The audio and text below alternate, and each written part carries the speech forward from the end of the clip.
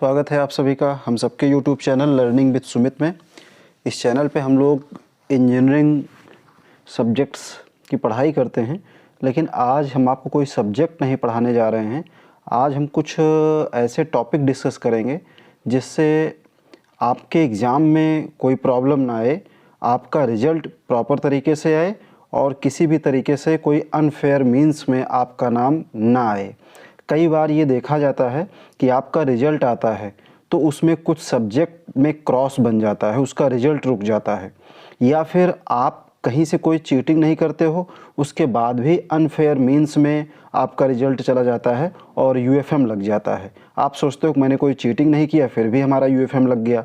और तीसरा ये है कि मार्क्स आप जितना एक्सपेक्ट करते हो उस तरीके से आपको मार्क्स नहीं मिल पाते हैं।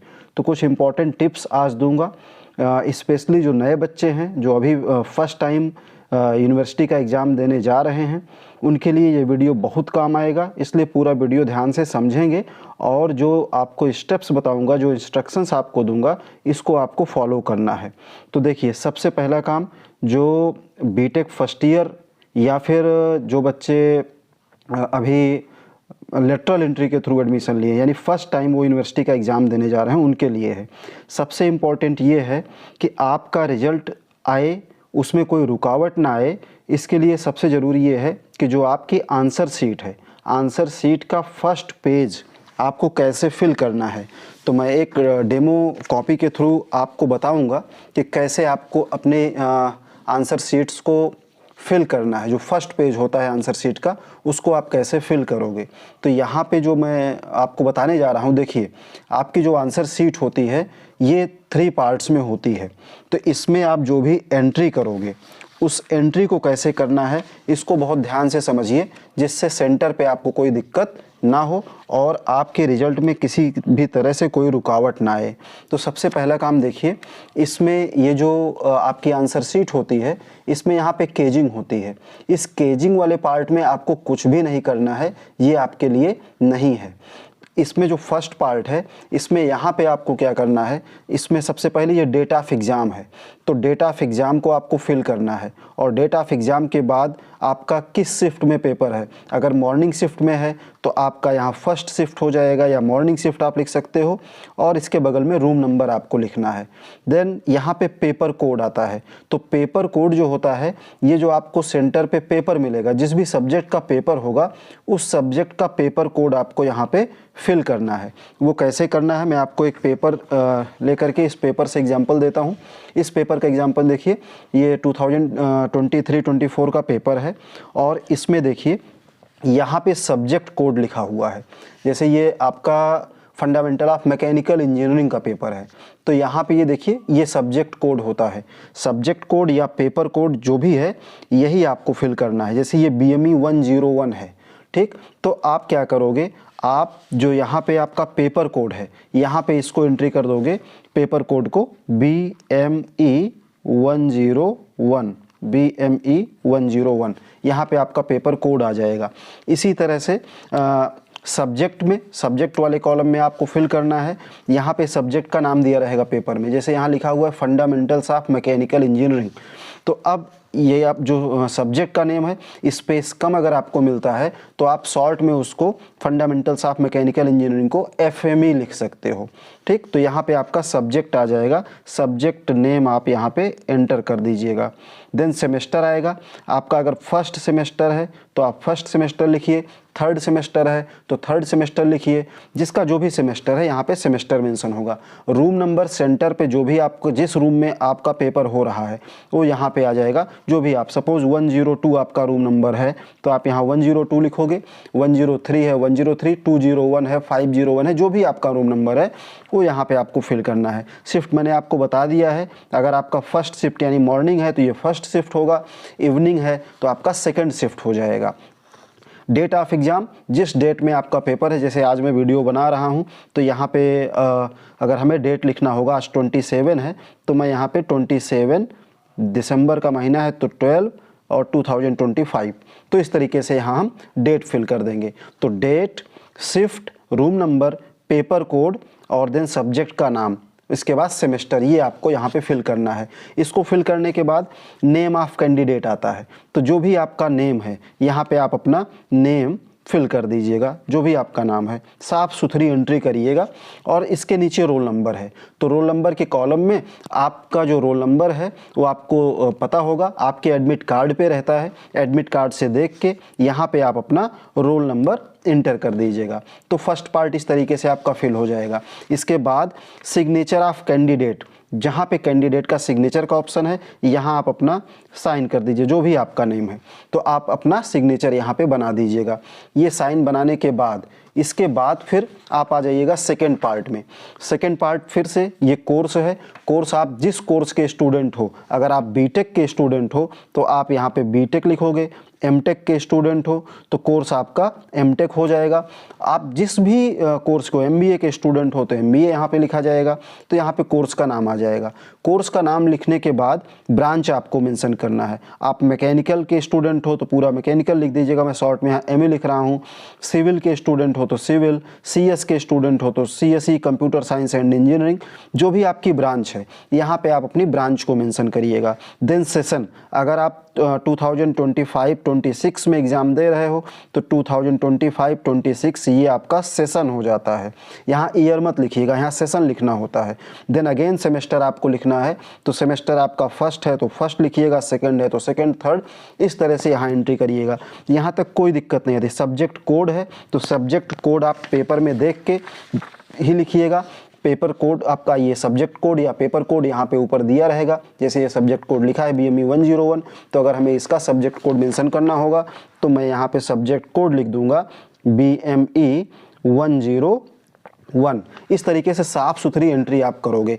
इसको एंटर करने के बाद फिर से देखिए यहाँ पे पेपर कोड का अगेन ऑप्शन आ रहा है। ये पेपर कोड आपसे अल्फ़ा न्यूमेरिक पूछ रहा है, तो अल्फ़ा न्यूमेरिक में जो भी आपके वर्ड्स हैं, जैसे BME है तो यहाँ पे हमारा 3 वर्ड्स हैं, तो मैंने यहाँ पे क्या लिखा, BME लिख दिया, लेफ्ट से छोड़ दिया है। और उसके बाद न्यूमेरिक, इसके तुरंत बाद आप शुरू कर सकते हो। यहाँ आप लिख दो 101।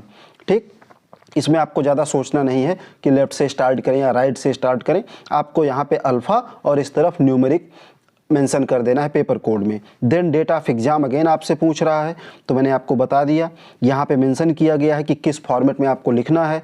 तो अगर आपका डेट 27 है तो 27, मंथ 12 है तो 12, और ईयर अगर 25 है तो यहाँ आप 25 लिखोगे। 26 शुरू हो जाएगा तो आप 26 लिखोगे। इसके बाद नेम ऑफ कैंडिडेट है, तो जो भी आपका नेम है वो आप इसमें ABCD जो भी है वो अपना नेम यहाँ पे मेंशन करिएगा। यहाँ आपका फर्स्ट नेम आ जाएगा, ये मिडिल नेम आ जाएगा, और थर्ड लाइन में आप अपना लास्ट नेम इंटर कर सकते हो। ये सब तो ठीक है। अब आते हैं सेंटर कोड में। तो सेंटर कोड आप जिस भी कॉलेज में जाते हो उस कॉलेज का जो कोड होता है वही आपका सेंटर कोड होता है, और ये मेंशन होता है आपके एडमिट कार्ड में। अगर कोई डाउट होगा तो जो भी रूम में इन्विजिलेटर है आप उनसे पूछ सकते हो, जो भी वहाँ का जो भी सेंटर कोड है, ठीक, उस सेंटर का कोड आप यहाँ पे इंटर करिएगा। और उसके बाद जब यहाँ फिलिंग आप करते हो ये सर्कल को, तो इसको बहुत ध्यान से ऊपर नंबर देखिए, और जो नंबर है उसी नंबर को कुछ इस तरह से प्रॉपर तरीके से पूरा आपको सर्कल कर देना है, ब्लू या ब्लैक पेन जो भी आपके पास है उससे। तो 1 2, जैसे मैंने यहाँ सेंटर कोड 1 2 3 लिखा है तो ये 1 2 3 लिख दिया। कोई और मेथड इसमें नहीं चलेगा। प्रॉपर तरीके से उस सर्कल को फिल करिए। यहाँ वाइटनर नहीं लगेगा, ध्यान रखिएगा कि आप एक बार गलती करो फिर वाइटनर लगाओ फिर उसे इरेज करो। जब आप ये सब गलतियाँ करते हो तो वहाँ पे आपका रिजल्ट रुक जाता है। तो इसके बाद आपको नंबर, आप जो आंसर शीट मिलेगी वो एक ही मिलेगी। अगर आप बीटेक के स्टूडेंट हो तो आपको दूसरा आंसर शीट नहीं मिलेगा। तो यहाँ आपको इसको मेंशन करने की, इसको फिल करने की ज़रूरत नहीं है। ये आर्किटेक्चर के स्टूडेंट होते हैं उनको दूसरी सीट मिलती है, उनके लिए है। और आगे आप बढ़िए, स्टेटस ऑफ कैंडिडेट है। तो स्टेटस ऑफ कैंडिडेट में अगर आप रेगुलर हो तो इस रेगुलर वाले कॉलम को, जो फ्रेश स्टूडेंट हैं तो वो इसको डार्क कर देंगे, इस सर्कल को डार्क करना है। री एडमिटेड का केस होगा तो री एडमिटेड और एक एक्स का कॉलम होता है, अगर आप एक्स स्टूडेंट हो तो एक्स के कॉलम को ही डार्क करना है आपको। इसके बाद आता है कैंडिडेट्स रोल नंबर। देखिए यहीं पे आप गलती करते हो रोल नंबर में तो आपका रिजल्ट रुक जाता है, उस सब्जेक्ट के रिजल्ट में आपका क्रॉस बन के आता है। तो आपका जो भी रोल नंबर है आप अपना रोल नंबर फिल करिए, उसमें काउंट कर लीजिए कितने नंबर हैं आपके रोल नंबर में और लेफ्ट से आप कॉलम काउंट करके फिर उसके बाद इसके अंदर आप अपना रोल नंबर, जो भी आपका रोल नंबर है उसको आप यहाँ पे फिल कर सकते हो। XYZ जो भी आपका रोल नंबर है आप इस कॉलम में इसमें फिल कर दीजिएगा। ठीक, रोल नंबर फिल करने के बाद आप यहाँ पे गलती ज़्यादातर होती है कि नंबर गलती से आप दूसरा, जैसे यहाँ 1 है और अगर आप 2 को सर्कल कर देते हो तो जो सिस्टम है वो जब स्कैन करता है आपके रोल नंबर को तो इस नंबर को नहीं देखता है, उसके लिए ये सर्कल इंपॉर्टेंट होता है। इसलिए ये सर्कल बिल्कुल गलत नहीं होना चाहिए, इसको आप बहुत ध्यान से फिल करिएगा। आपको सफिशिएंट टाइम मिलता है ये काम करने के लिए, तो यहाँ पे आप नंबर देखिए और उसी नंबर को यहाँ पे डार्क करिए। यहाँ आप गलती करोगे फिर वाइटनर लगाओगे तो वो सब चीज़ें एक्सेप्ट नहीं होती हैं। तो इसकी प्रॉपर फिल, जैसे यहाँ 9 है तो आप 9 को सर्कल करिए और ये सर्कल प्रॉपर। तो इस काम को करते समय कोई जल्दबाजी आपको नहीं करनी। जैसे हमें 6 यहाँ पे दिख रहा है रोल नंबर में आपका, तो आप यहाँ 6 को सर्कल करिएगा और ये सर्कल प्रॉपर तरीके से कर दीजिएगा। इसमें डॉट या क्रॉस या टिक ये सब आपको नहीं करना है। यहाँ पे पेपर आईडी दिया हो, मैंने केवल 2 ही 4 सर्कल किए हैं आपको एग्जांपल देने के लिए, क्योंकि मैं वीडियो बड़ा नहीं करना चाहता हूँ। आप इसी तरीके से पूरा सर्कल बहुत ध्यान से फिल कर दीजिएगा। देन आता है पेपर आईडी। तो पेपर आईडी जो होता है ये है आपका पेपर आईडी। जैसे इस पेपर में अगर हम देखें तो पेपर आईडी क्या है, 311621। तो 311621 ये पेपर आईडी है। इस पेपर आईडी को हमें फिल करना है। तो यहाँ पे हम 311621 ये हमने क्या किया, न्यूमेरिक लिख दिया। और न्यूमेरिक लिखने के बाद फिर सर्कल को आपको करना है फिल। सर्कल प्रॉपर तरीके से फिल हो, यहीं पे गलती होती है, मैं बार बार कह रहा हूँ ये गलती आपको नहीं करनी है। आपके जो भी पेपर हैं उसमें बहुत ध्यान से आप ये फिलिंग करिएगा। सर्कल को पूरा डार्क करिएगा, हाफ सर्कल डार्क करेंगे तो वो काउंट नहीं होगा, ध्यान रखिएगा। तो जो भी आप नंबर्स हैं उन नंबर्स को प्रॉपर तरीके से सर्कल करिए। और यहाँ पेपर आईडी लिखा हुआ है तो यहाँ पे भी आप पेपर आईडी अपनी फिल कर दीजिएगा। तो इस तरीके से जो कॉपी का फ्रंट पेज है ये आपका कंप्लीट हो जाएगा। और सिग्नेचर ऑफ कैंडिडेट का जो कॉलम होगा वहाँ आप अपना साइन कर दीजिएगा। तो ये सब काम करोगे, इसके बाद इन्विजिलेटर आपकी कॉपी को चेक करेंगे और वो अपना साइन, जहाँ पे इन्विजिलेटर का कॉलम होता है अपना वो साइन चेक करेंगे। यहाँ पे अगर वो कोई गलतियाँ देखेंगे फिर वहीं आप फिर दिक्कत होगी आपको। तो ये ध्यान रखिएगा ये सब गलतियाँ ना होने पाए, इसकी तैयारी आप पहले से किए रहिए और आराम से इस काम को करिएगा। फ्रंट पेज की फिलिंग बहुत ही आराम से आपको करना है, इसमें कोई गलती ना होने पाए। अगर आप ये सब काम सही से करते हो तो आपका रिजल्ट बिल्कुल नहीं रुकेगा, आपकी कॉपी में कहीं भी एक्स बन के नहीं आएगा और आपका रिजल्ट प्रॉपर तरीके से आएगा। तो जो ज़्यादातर क्वेश्चन बनता है कि UFM क्यों शो करता है, हम अब इसकी बात करते हैं। ये तो हो गया Y X shows in result. अगर इसमें आप कुछ गलती करते हो तो आपका रिजल्ट रुक जाता है। ठीक, अटेंडेंस सीट जो आपके सेंटर पे आएगी उसको आप साइन करिएगा और अपने एडमिट कार्ड में भी आप अपने आंसर बुकलेट नंबर का ऑप्शन उसमें रहता है, उसको मेंशन कर लीजिएगा कि आपको जो आंसर सीट मिली। जैसे यहाँ पे देखिए आंसर बुकलेट नंबर है ये 75935। तो इस तरीके से आंसर बुकलेट नंबर होता है, आप उस आंसर बुकलेट नंबर को अपने एडमिट कार्ड पे नोट कर लीजिएगा और इसको संभाल के रखिएगा। कभी कोई दिक्कत होती है तो ये आपके काम आता है। अब बात आती है कि UFM क्यों शो होता है। कई बार बच्चे गलतियां कर देते हैं और उनका जो रिजल्ट आता है उसमें अनफेयर मीन्स में आता है और वो कहते हैं कि सर मैंने कोई चीटिंग नहीं किया था, कोई नकल नहीं किया और फिर भी हमारा अनफेयर मीन्स क्यों आ गया, हमारा रिजल्ट रुक गया है। तो उसके पीछे रीज़न है। देखिए यूनिवर्सिटी की नोटिस है, ठीक, अभी भी यूनिवर्सिटी नोटिस दी। यूनिवर्सिटी सारी चीज़ें आपको इन्फॉर्म करती है, बस गलती आप क्या करते हो उसको फॉलो नहीं करते हो। देखिए यूनिवर्सिटी ने एक अभी नोटिस निकाला है, ये 22 दिसंबर 2025 की नोटिस है। इसमें उन्होंने बताया है कि किन किन कंडीशन में आपका अनफेयर मीन्स में आता है, जबकि आप कोई चीटिंग नहीं किए हो फिर भी आपका रिजल्ट रुक जाएगा और आपका UFM लग जाता है। तो उसमें क्या कहा, उसने सब्जेक्ट भी बताया है कि शैक्षिक सत्र 25-26 के विषम सेमेस्टर की परीक्षाओं में, यानी सेमेस्टर के एग्जाम हैं, इसमें जो भी पार्टिसिपेंट्स स्टूडेंट्स हैं उनको जो आंसर सीट है उसके अंदर के पन्नों पे, मतलब इस बुकलेट के अंदर के पन्नों पे है ना, इनसाइड आपको क्या करना है कि कुछ भी क्या क्या नहीं करना है वो समझिए, उसके लिए ये नोटिस है। तो अंदर के पन्नों पे आपको क्या करना है इसको समझिए, क्या नहीं करना है। अंदर के पृष्ठों पर अपना mobile number, phone number, roll number, address या कोई स्पेशल साइन जैसे स्टार बना देना, एरो बना देना, है ना, इस तरह से कोई ऐसा सिंबल नहीं बनाना है। मतलब अंदर के पन्नों पे कहीं भी आपको मोबाइल नंबर नहीं लिखना है, फ़ोन नंबर नहीं लिखना है, रोल नंबर भी नहीं लिखना है। कई बार ये गलती सबसे ज़्यादा बच्चे करते हैं, जब उनका पेपर जहाँ कंप्लीट होता है लास्ट पेज पे अपना रोल नंबर लिख देते हैं कि हमारी ही कॉपी है जिससे इसकी पहचान बनी रहे। ये गलती मत करिएगा, क्योंकि जब आप रोल नंबर लिखते हो तो ये इवेल्युएटर के पास जाता है जब कॉपी चेक करने के लिए, तो आपके रोल नंबर से वो पता कर सकता है कि आप किस कॉलेज के हो। इसलिए ये अनफेयर मीन्स है। कोई एड्रेस, कोई स्टार, इस तरह का साइन लास्ट में आपको नहीं बनाना है, मतलब स्पेशल साइन कुछ भी नहीं बनाना है, नहीं तो आपका क्या हो जाएगा, अनफेयर मीन्स हो जाएगा। देखिए मैं इसको पढ़ रहा हूँ, आप समझिए ज़रा इस नोटिस को। क्या है, कहा जा रहा है कि उपरोक्त विषयक विश्वविद्यालय के शैक्षिक सत्र 2025-26 के विषम सेमेस्टर की लिखित परीक्षा दिनांक 23 दिसंबर से दिनांक 31 जनवरी के मध्य संपन्न कराई गई।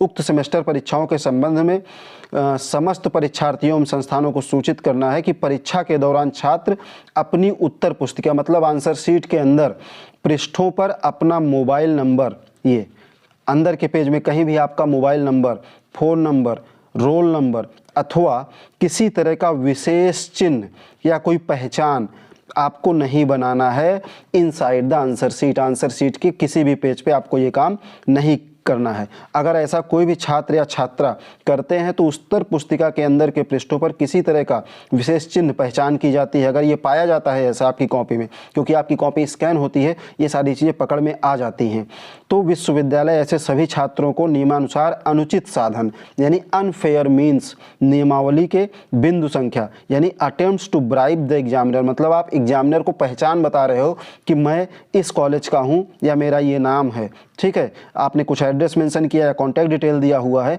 तो वो माना जाएगा कि आपने अनफेयर मीन्स किया है, यानी आपने अनुचित साधन का इस्तेमाल किया है पेपर में, और इसके लिए फिर यूनिवर्सिटी आपके ऊपर कार्रवाई करेगी, आपका रिजल्ट रुक जाएगा, आपको फेल कर दिया जाएगा और ये अनफेयर मीन्स में आएगा। बाद में यूनिवर्सिटी इसकी जांच करती है, तो ऐसी कोई भी गलती आपको नहीं करनी है। जो भी यूनिवर्सिटी का ये सर्कुलर है इसको आपको फॉलो करना है। ये सब जो भी नए बच्चे हैं उनके लिए बहुत ज़रूरी है और आप ही के लिए ये वीडियो है। और तो अगर आप ये सब नहीं करोगे तो डेफिनेटली आपका रिजल्ट नहीं रुकेगा। अब तीसरा ये आता है कि नंबर क्यों कम मिलते हैं। देखिए आपके प्रेजेंटेशन में कमी रहती है।